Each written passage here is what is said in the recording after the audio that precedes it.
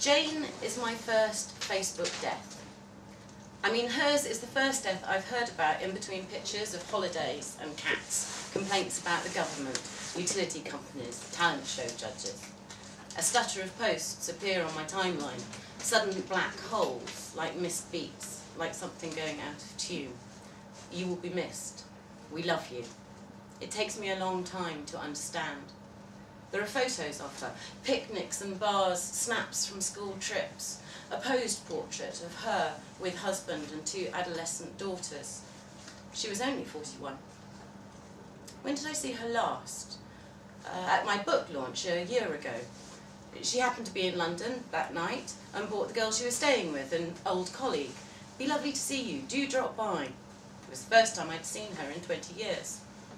I must have become very still, because my husband senses the change in the air, pauses in his cooking and asks me what's wrong. I tell him, and he waits, trying to read the level of my distress. It's too soon to be distressed. I'm only shocked, confused into stillness. I mention the book launch. He doesn't remember her. We take a moment to remark how young she was, and he waits a minute or two, out of respect, before telling me dinner will be half an hour. And if I want lemon in my gin and tonic, I have to buy some from the shop on the other side of the main road. Now I'm standing under the strip lights in the cost cutter, picking the oddly large lemons out of the rack, and I'm caught by a memory, or the echo of one. I don't remember Jane well. We weren't close at school, but then there is this almost memory of her as I'm staring at the cellulite fruit skin. It comes like a shape forming out of mist. We are in her room, listening to the Police on her record player and painting our nails deep, cheap crimson. Instead of the yellow of the rind, I'm seeing that, my nails bitten and uneven, the varnish blotching onto my skin. I'm there again, more than here. If anyone looked at me now, one of those mothers or schoolgirls with pink piping on their uniform, still not quite home, they'd see straight through me to the racks of grapefruit, shrink-wrapped packets of 4 apples in a styrofoam bed. I consider going to the funeral, but I have a reading on the same evening. I send flowers, roses, the same deep red as the nail varnish. A mutual friend sends me a link to the obituary. It was cancer apparently, and sudden. Jane had a husband and 2 children, a career in local government, and was active in the community, local drama groups, and the church. She sounds like a good person, and I wish I had known her better. I have work to do. I get on with my day. Her daughter emails me a few weeks later, towards the end of October. Jane left something for me. She wouldn't have bothered me, but her mother had been very insistent. She apologises for not sending it sooner, but there had been so much to organise, and her father was taking the loss very hard. It was all such a shock. Anyway, there was this envelope. Could she send it? Of course she could. My condolences and thanks. All my best wishes at this terrible time. Here is my address. Jane had had her children young then. Jane was thinking of me. How strange. I remember the title of the Police album. Was it Jane who had played it to me first? Synchronicity. I say it out loud and the song comes back as if it had just been switched on in my head. It is deafening. It blows me back and I'm all adolescent longing. I believe in magic and the power of Providence to pick its favourites and transform them. I am running along a pavement in the middle of town, following Jane, a Woolworths bag full of pick and mix sweets in my hand, a new album in a plastic bag banging against my thigh. No one is chasing us. We are running because we are young and rule the universe. The envelope from her daughter arrives a few days later, a postcard from Jane and some pages neatly cut from a ruled notebook. The picture on the card shows the centre of our hometown, the clock and the tower. Jane says she wanted me to have these pages from her diary of the summer of 1986 because when she had seen me at the launch, she had mentioned Grange Lodge, and I hadn't seemed to remember what she meant.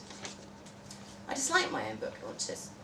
All these people you would like to speak to, thank, charm, but the evening is crowded by half conversations, interruptions. Someone is always at your shoulder wanting to say hello or goodbye, congratulate you on this book or the last one, offer their personal grading of your work. I probably didn't even hear her. Grange Lodge. An impression of a Victorian house, dilapidated, some sort of tower with a grey slate roof and boarded up windows. Jane said she'd enjoyed my books and hoped I didn't think she was crazy, but she had promised. She ended with a drawing of a big smiley face. I unfold the diary pages. The post came early this morning. My husband is still drinking his coffee at the computer. He will finish some accounts, make some calls, and go to his meeting. It is raining again. The guttering on the neighbour's house gurgles and splatters. I start to read. It is not a memory arriving whole and intact. This is visceral and confusing. I'm drowning suddenly in pieces of some other time. We did know each other, Jane and I. We did. There wasn't one afternoon in her house. There were many. We sunbathed in my back garden listening to the radio. I can feel the heat, smell the cheap baby oil from boots on our skins. My lips taste of cherry balm. Jane was a singer. I was going to write plays. She shared a room with her two younger sisters. She nicked her dad's fags from his jacket in the front room.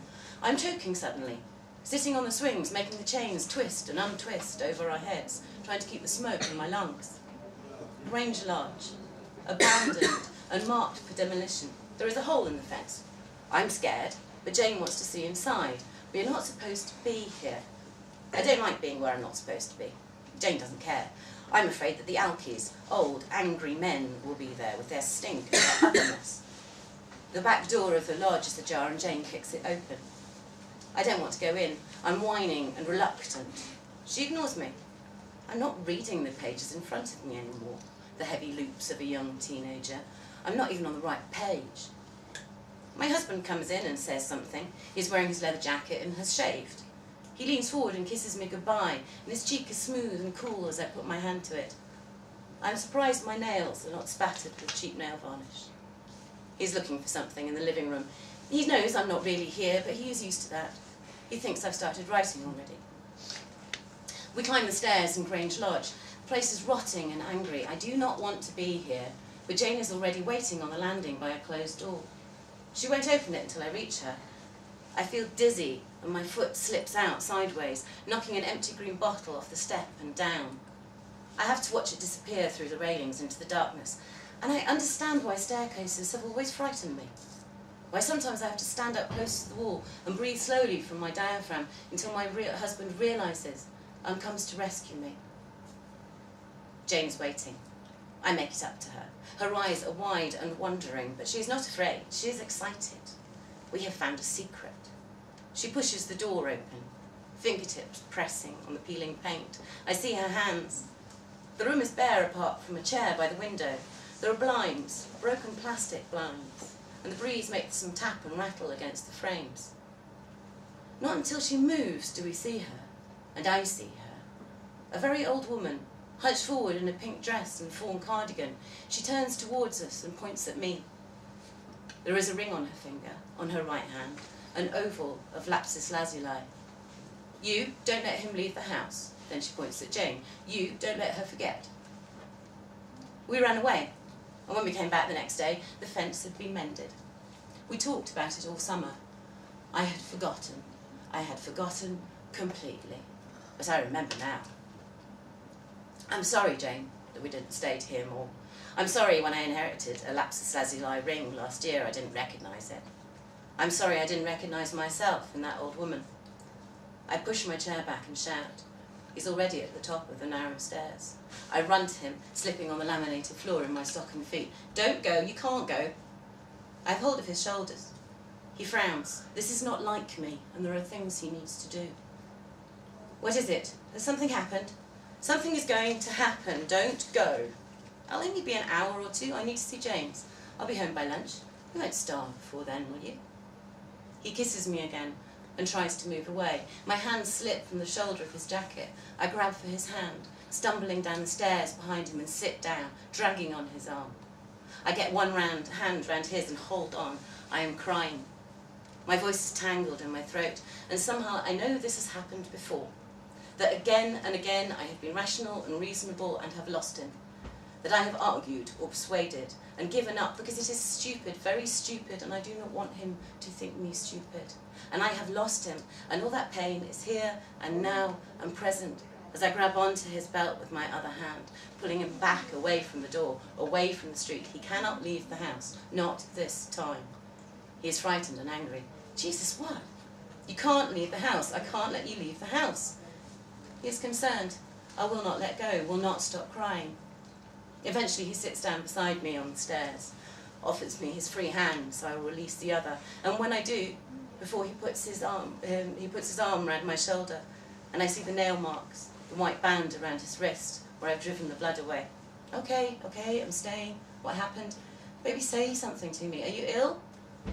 I don't care, and I can't speak. I'm still crying too hard, and I still don't believe him.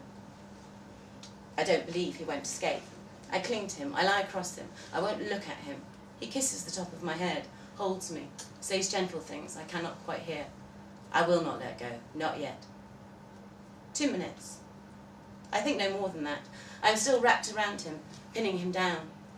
The sounds of the traffic and the rain continue until there comes the sound of a collision. Car horn, brakes, skid, contact. I cannot tell what order they come in.